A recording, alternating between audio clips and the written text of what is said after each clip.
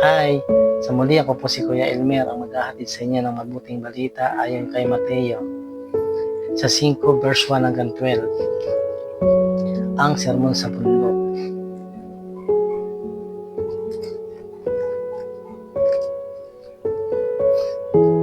Nang makita ni Jesus ang napakaraming tao, umakyat siya sa bundok. Pagkaupo niya ay lumapit sa kanya ang mga alagad at siya ay nagsimulang magturo sa kanila. Ang mga pinagpala.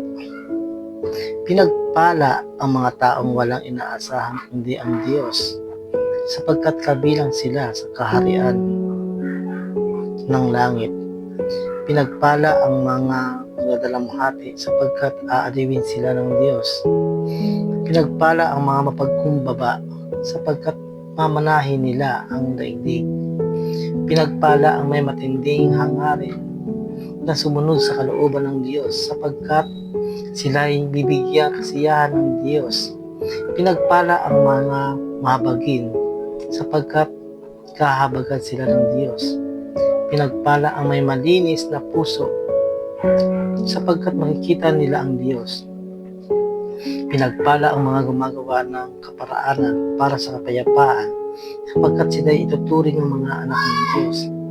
Pinagpala ang mga inuusig ng dahil sa kanilang pagsunod ng kalooban ng Diyos sapagkat kabilang sila sa kaharian ng langit. Pinagpala ang mga nilalait at inuusig ng mga tao at pinaparatangan ng lahat ng uri ng kasamaan na pawang kasinungalingan nang dahil sa akin magsaya kayo at maghalak sapagkat malaki ang inyong gantimpala sa langit. Alalahanin ninyong inuusig din ang mga propetang mula nauna sa inyo. Yan ang mabuting balita ayon kay Mateo. Puri ka namin Panginoon Hesukristo. Sa panahon ngayon, ito ang pamantayan ni Jesus na ang buhay ubay nahuhubog na sa mga patalas na sa TV at Facebook at iba pang social media. Ano ang makapagpapasya sa iyo? Maraming kotse, bahay na malapalasyo, masasarap na pagkain, mga mamahaling gadget. Maraming naniniwala na ang kayamanan ay gantimpala ng Diyos sa mga tapat sa Kanya, sapagkat ang kahirapan ay parusa sa kasalanan. Pansinin ang pananaw ni Jesus. Ang dukha o mahirap ay mas malamang na maunang makalapit sa Diyos dahil inaamin nila na sila ay nangangailangan.